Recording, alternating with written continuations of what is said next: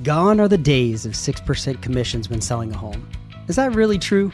Find out today as we unpack the recently proposed National Association of Realtors settlement, exploring the potential impact on home buyers and sellers, and expanding on that conversation to draw on similar changes in the financial planning industry to help you identify if your financial advisor has advanced their services and offerings to keep up and stay ahead of the larger industry.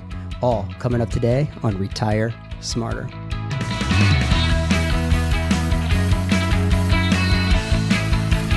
Another episode of Retire Smarter is here. I'm Walter Storholt alongside Tyler Emrick, certified financial planner and a chartered financial analyst, a wealth advisor at True Wealth Design, serving you throughout Northeast Ohio, Southwest Florida, and the greater Pittsburgh area. Find us online at truewealthdesign.com. Tyler, looking forward to this episode today as we get to dabble a little bit in the world of real estate and kind of some big news that's been there for the last couple of weeks on a lot of changes to that industry and some settlements and the fallout of that and some good lessons and parallels to apply to the financial world today. So that should be fun.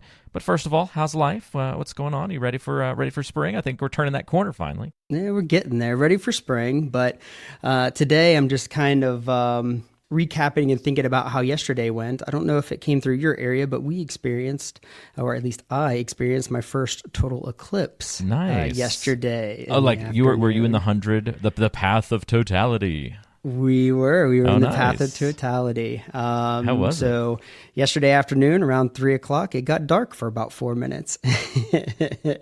And it was, I guess it was a little more dramatic than that. It was a sight to behold. We had our oldest out in the backyard, and my wife and I were a little paranoid, saying, "Don't look up yet! Don't look up yet! Put on the glasses." You hear all the safety concerns, but for that 3-4 minutes that we got, it was pretty neat and a sight to behold. That's have you pretty cool. Have you ever caught one? Or so I was in the annular eclipse last year, where the sun doesn't completely get blocked out, but the moon covers it up so that it's a perfect circle for a few moments. So you just have this ring of the sun. So it doesn't get completely dark in that way, but it casts some really interesting light and shapes when the sun gets covered up and it's just that circle. Basically, all the shadows are circles. So it kind of creates this really interesting, I don't know, just it's very interesting to look all around you, and all the shadows look very bizarre in an annular eclipse. But I haven't been in a total eclipse where it gets dark. And did the bugs start making noise and the birds all get real quiet for those couple of minutes? I didn't notice that, but Okay. I did realize how many people were off in the afternoon, because our neighborhood, you could hear people yelling and clapping and screaming. We actually had some fireworks go off. It was pretty Don't wild. you people work? I was like, wow, this was a bigger event than what I thought. There wasn't too many people working in my neighborhood. Oh, that is too You funny. could hear them. I was eating lunch, and I was not in the path of totality, so it wasn't all that exciting, I don't think. I just was looking outside, and it looked like the sun must have gone behind the cloud for a few moments, and then it got lighter again. So I don't think it's as exciting unless you're in that path of totality. No, probably not. The 3 minutes of totality was definitely the star of the show. Yeah, no pretty doubt cool about to it. experience that. It's just not something that comes along very often, and then even when they do, you're not necessarily going to be under that path. So I think that's what gets people so excited about it, I would think. So pretty cool. Just recovering from that, and really excited to talk about the topic today. And I think it's been on the news quite a bit. I know when we were talking a little bit before the show, you had done some podcasts and ran across the topic before. And it's been, we're just really closely followed. And for those listeners that maybe aren't as familiar, what we're talking about is, last year there was a class of home sellers who sued the powerful real estate industry trade group, the National Association of Realtors, arguing that the way buyers' agents were paid were keeping commissions artificially high.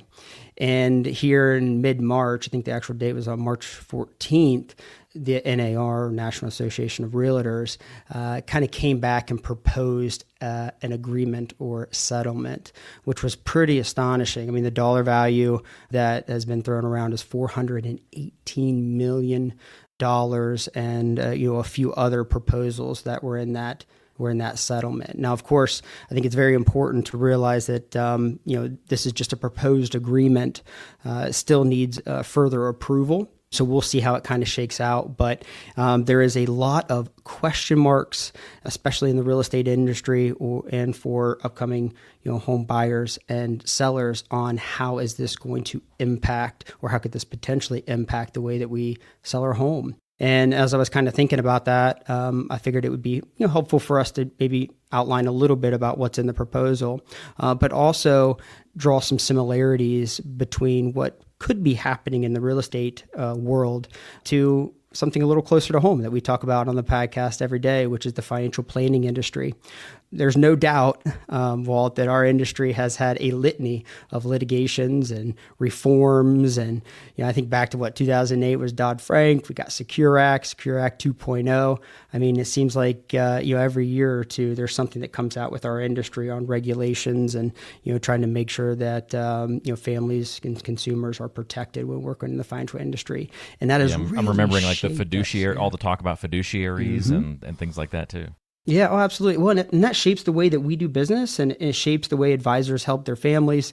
And, I figured it was a good time for us to maybe reflect on that a little bit and show how those changes impacted our world, and, maybe draw some conclusions about what might happen in the real estate agent industry. Because as of right now, as we mentioned earlier before we jumped on the podcast here, that there's a lot of gray area here, and we don't really know exactly how it's going to all shake out in the end. That's a great point. Well, you mentioned gray area, and I've always thought it a bit of a gray area, or a bit odd in the real estate landscape. Just to kind of start there, maybe Tyler is a good point for you to launch off. There's gray area because technically you hire an agent to work for you, but you're not paying that person. The person who's selling the house typically has covered your agent's pay. And that's always just kind of sat. I mean, I'm happy to not pay that money, but it has always sat a little bit odd for me that the person you're quote unquote sort of competing against to find the best price and negotiate with is the one actually funding and paying your realtor.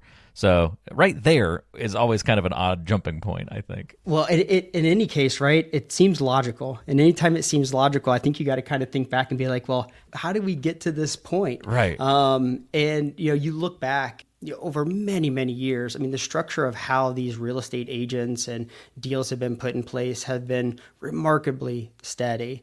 I mean, home sellers have traditionally paid between 5 and 6% of the sale price in commissions, and that is split in various ways between the seller's agent and the buyer's agent. And just as you had mentioned, that buyer's agent split is determined by the home seller, not necessarily the family actually purchasing the house. And that's, like, I think, the crux of where this kind of came up and where we find ourselves today, is because do the buyer's agents or do the buyers actually have a say in what that commission looks like and what that fee is, to make sure that their value that they're getting from that agent is reflective of the fee that they're paying? And two, with sellers, well, hey, if you have your seller's agent telling you, hey, we got to pay the buyer's agent here, or the buyer's not going to show your house, or, wouldn't have the buyers as apt to walk through or put in an offer, well, then you're going to try to artificially, keep those buyers' commissions higher, and thus, your price of your home a little bit higher. And that's really where their argument comes into play.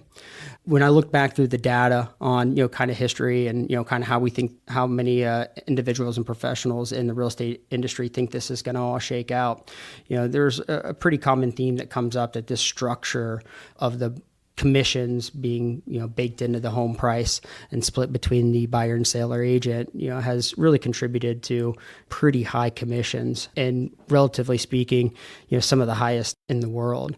You look at commissions in Germany, I think they average in the mid 4% range. UK, they're under 2%.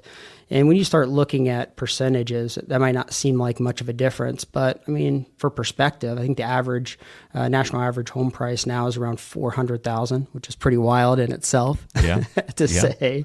But you take 6% of that. What are we looking at here? Almost $24,000 in commissions to sell your house, and really brings into question. For some families, they might go, "Hey, that is tremendously worth worth it. I got my home sold. The agents were great. And some individuals, when they sell their home, might look at that price tag and say, boy, that's pretty steep. And, we kind of look at this idea of, well, hey, this is the way we've always done it. This is a structure that's been worked under for a number of years. That's very similar to the financial planning industry. You think back in the 70s, 80s, 90s. I mean, we went from, our industry was full of stock traders and brokers. I always think of like the movie Trading Places with Dan Aykroyd and Oh yeah. you've seen that in Eddie Murphy, and if those that have not seen that movie, it's quite funny. But at the end, they're on the New York Stock Exchange trading floor, and they're trading pork belly futures, and that's all the guys in there saying buy, buy, buy, sell, sell, sell, in just a pretty wild environment. But that is not what I think of when I think of financial advisors and financial plannings in today's aspect. We've really gone from trying to sell a particular product, whether that product is stock trading or a life insurance product or an annuity or an investment, whatever the case may be. We've really gone from that selling mindset to selling more of advice and taking a more holistic planning approach.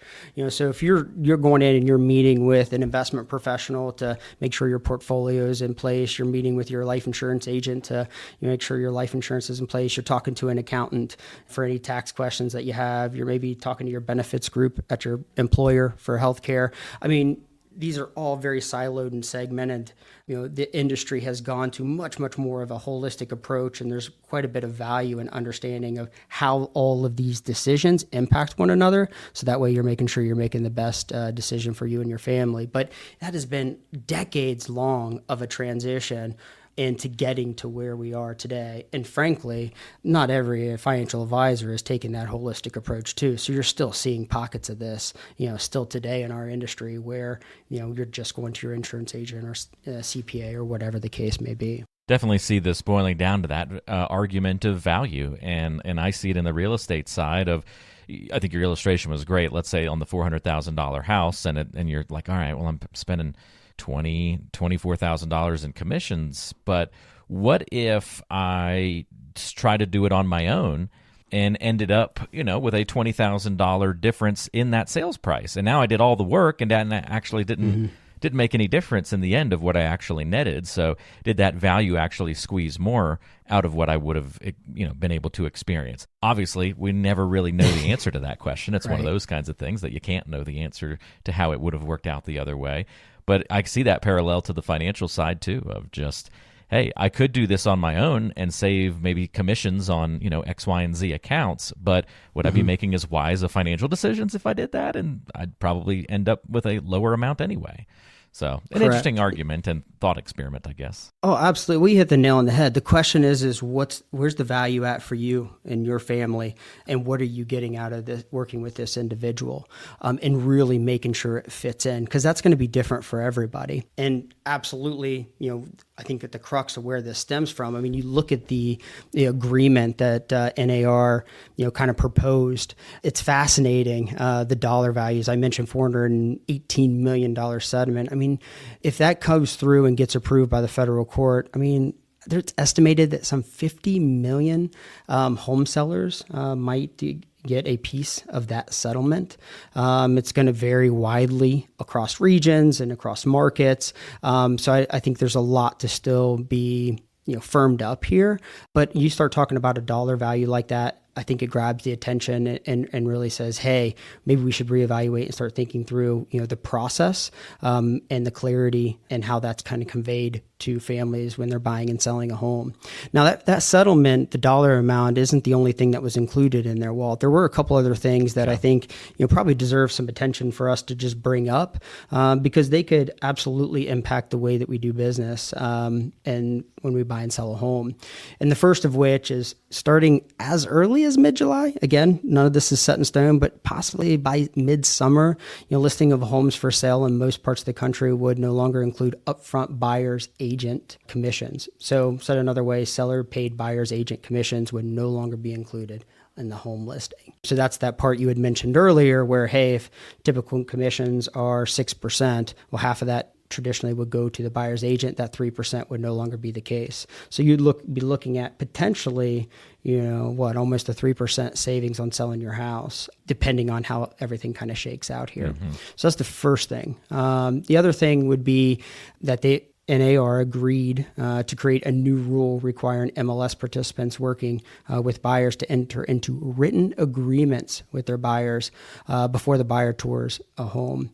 So this would allow, of course, buyers to negotiate that compensation for their agents up front before they put offers in on homes. Now, I think most people will know what the MLS is, but for those listeners that might not be familiar, we got to stay away from our acronyms, and we would definitely want to stay away from the egghead alert. So MLS. I can cue it up if you think we're going to need it today. No. We're good. But MLS is just a private database that is created and maintained and paid for by real estate professionals to help their clients buy and sell property. Getting access or getting your home on that MLS, essentially the idea is that's going to get your home promoted and out there so people can see it. That's where Zillow picks up from, and realtor.com, and all these ways that we find when we start looking for a new home. And that one's actually kind of interesting because I think about some of the ways that I've started my home search, and it's often, meeting a realtor at a showing or having a realtor show you the home. And then after you've looked at a home or two, you say, yeah, do you want to work together? Yeah, I guess so. We've already gone on a few dates, right? Like, let's go ahead. But this is saying you're going to have to have already made that decision before you even really get that in-person interaction, at a home site. You've got to already have that agreement in place. So that, I think, is going to be what maybe changes a lot for realtors, because they're going to have to be much more present and upfront and able to, sell themselves before they can get into that more natural environment of being in the home. Absolutely.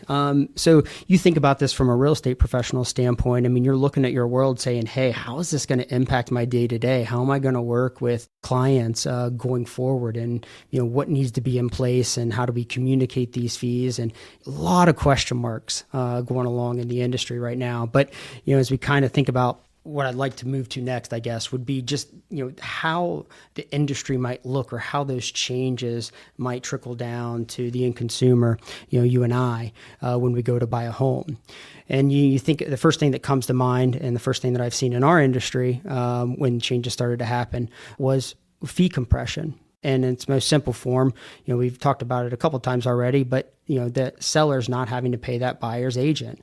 I mean, for the average home price, remember, $400,000 a year is pretty close to the average home price. I mean, that means that about $12,000 is cut off of that commission charge right off the get-go. That doesn't mean it's not going to be put back in, or, somewhere else in the agreement, or whatever the case is. But we're looking at a pretty substantial savings in selling a home if this thing kind of shakes out the way that they think it will.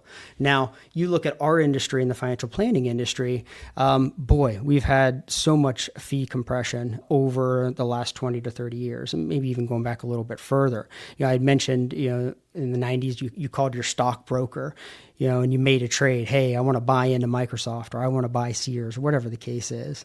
There was a commission that was tied to those trades when you wanted to sell investments. We've seen, for the most part, those commissions almost dissipate to nothing. They are still there, but we would be looking at pretty sizable amounts prior, whereas now today there's platforms where you can do no commission trading with ETFs and stocks and so on and so forth. Now, you look at some of the other vehicles that you can invest in, like a mutual fund, for example. Mutual funds are, simply put, just a place where you hand a company your money and they go and invest it for you. And there are thousands of these mutual funds out there that you can invest in, all with different objectives and risks and fee structures. The vast majority of them, or all of them, have what's called an expense ratio, which is basically a yearly fee for investing in that particular mutual fund. And these can range wildly. There's mutual funds out there, probably 2.5% per year in fees. Now, over time, these expense ratios have gone down substantially. There are mutual funds now and ETFs now that are offered through some of the big discount brokers that have no expense ratio. Now, there's other ways that they get their fees, but that expense ratio, for example, has drastically changed over the last 20 to 25 years. Another thing, if you look at your account statement and you look at those investments that you have, and you happen to hold a few of those mutual funds, and you start seeing Class A shares or Class C shares after the name, this is a way that investment professionals would get paid commissions on either the front end, in the case of a Class A share, where you would buy into that mutual fund and there would be a fee off the top that would go to the advisor, or in the case of maybe a C share, where on the back end, when you sold out of that investment, you would have a fee. Those fees can range all the way up to 5.5% off the top. Those were extremely common in the early 2000s. Nowadays it's very rare that we run into them. There are still a handful of mutual fund companies that charge those loads, but if you're looking at your statement, that's a telltale sign. If you see, hey, Class A shares or something like that, to where you maybe want to look at and have a conversation with your advisor on, hey, how are you getting paid? How are we utilizing these? Should we be going to a more cost-effective investment strategy going forward? And then, finally, I think about this idea of fee compression. I mean, we've seen it in the industry on the life insurance side of the business as well, and in the annuity side. I mean, some of the highest expense products that we have in our industry are annuity products and whole life insurance policies or universal life insurance policies. And just like with mutual funds, over the years, those commissions and fees have started to decline and go down. I mean, we even have now commission-free annuity products where that commission is gone altogether. So I could see the real estate industry, moving in a similar direction and really trying to evaluate and saying, hey, what are our list of products? What are we doing? What's our services? Where's our value add?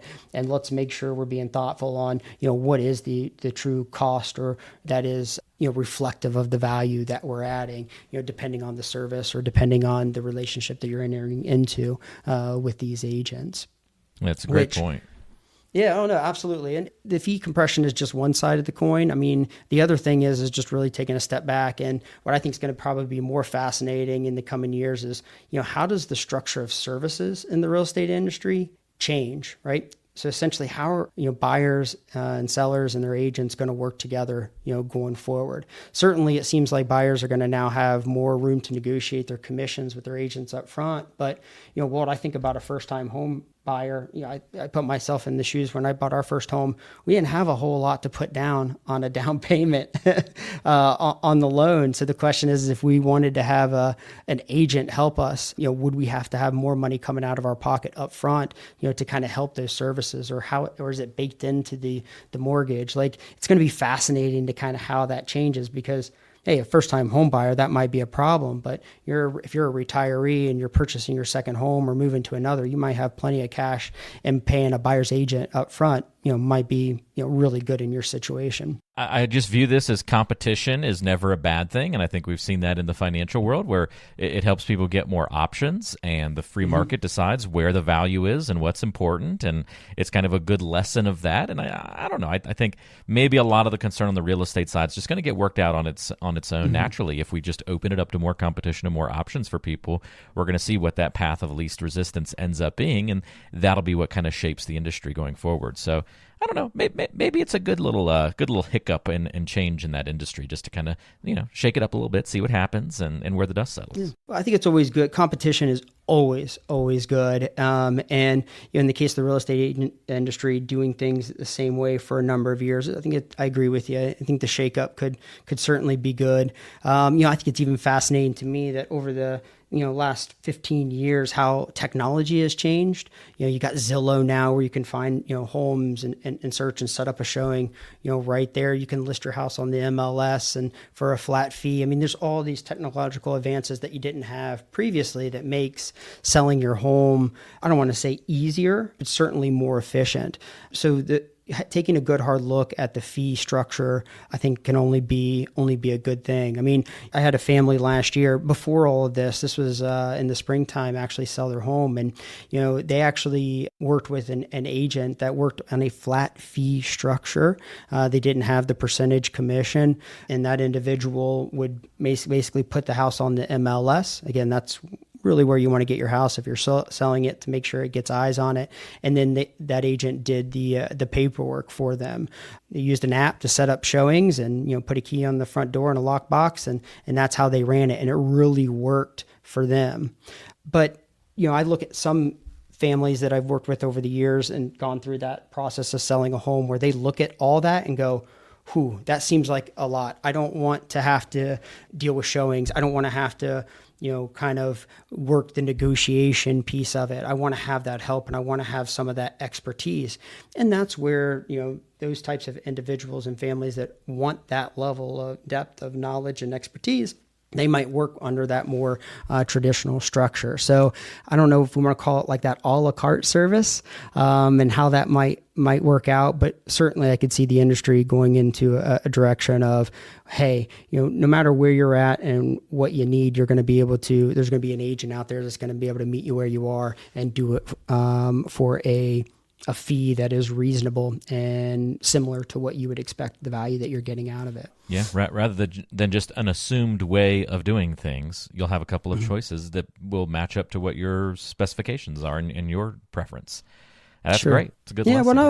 Well, if I look at it from our industry too, right? I mean, I think we see quite a bit of similarities here as well. I mean, if you've listened to the podcast before, I mean, you've heard the term holistic financial planning, having a financial plan in place, and just how important that is. I might sound like a broken record when I bring that up.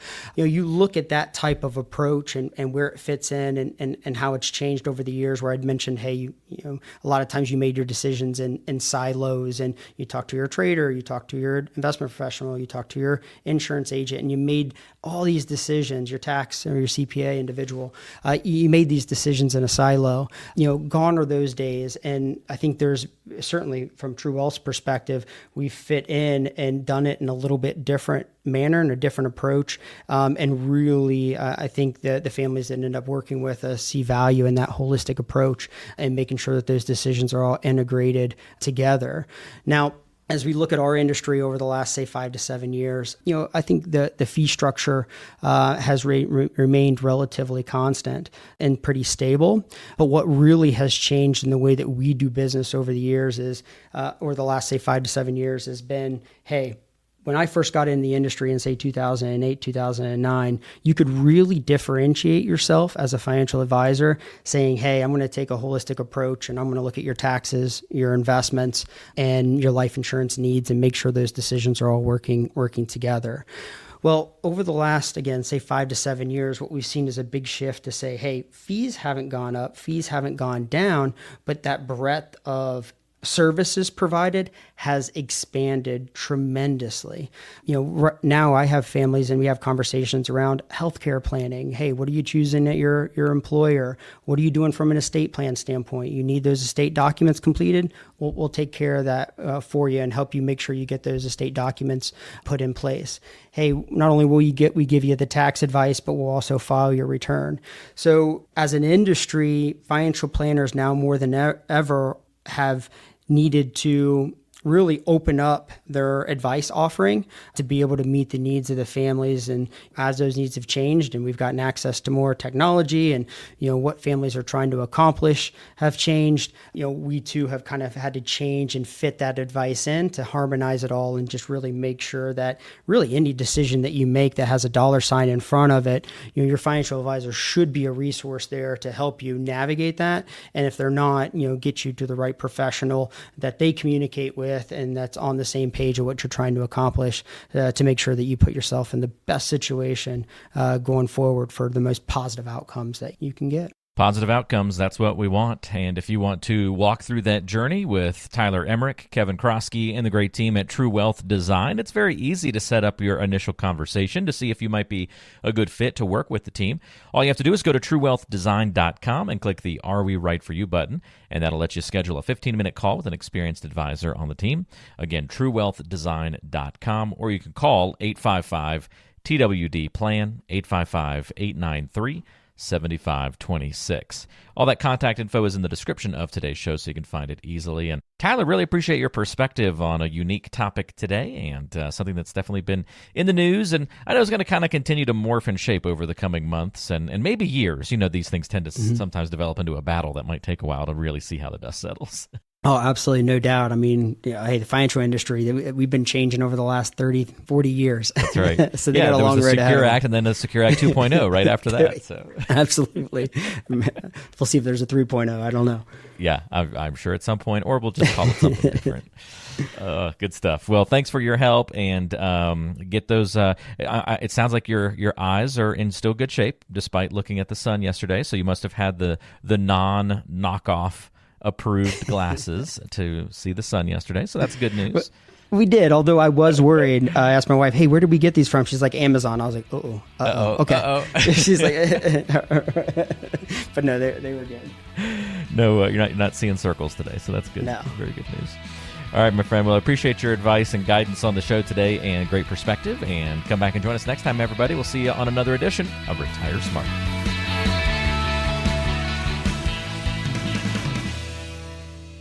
Information provided is for informational purposes only and does not constitute investment, tax, or legal advice. Information is obtained from sources that are deemed to be reliable, but their accurateness and completeness cannot be guaranteed. All performance reference is historical and not an indication of future results. Benchmark indices are hypothetical and do not include any investment fees.